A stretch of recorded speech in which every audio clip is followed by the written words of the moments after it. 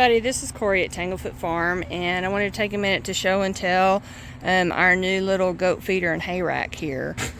So when we first got our little goats, we bought an open metal hay rack, and fairly quickly one of our little doelings managed to climb up in it and fall out, and in the process self-amputate her right front foreleg.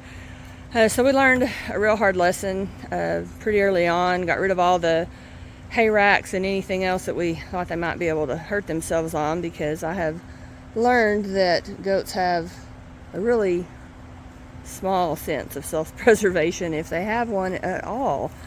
So we've been feeding them, open feeding them on this platform over here, and honestly they make a big old mess. You can see there's just hay everywhere, and they're wasting a lot of hay in the process. So we had to come up with something, and we've given this little feeder structure a lot of thought, and we're fairly confident that we've built something that is going to withstand the goats and keep them safe.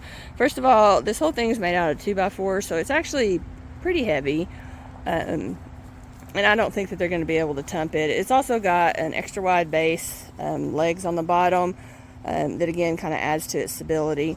You'll notice that the roof is very steeply pitched, and that is so they are not able to climb up there and then fall off and hurt themselves or others.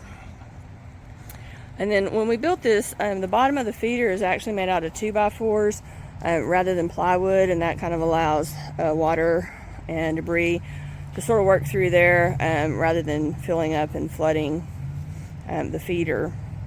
Now, to get the hay in this back piece here just lifts up.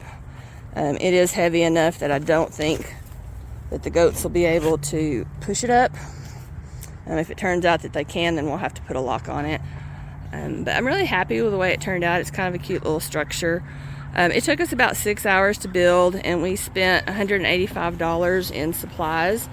That doesn't include the paint or the stain, because I had those in the garage. I feel like it's a pretty good investment. We're going to test it out, and if in the next week or so, if they're able to use it without destroying it or injuring themselves with it, and then we'll go ahead and make a second one to put in our goat pen. Our buck pen. If you got questions on this, want cut specs or anything like that, just give us a holler. You can reach us through Facebook or Instagram at tanglefootfarm.llc, or you can always email us at corey@tanglefootfarm.com. We are always happy to speak to other homesteaders and goat lovers, so hit us up. Y'all have a good one.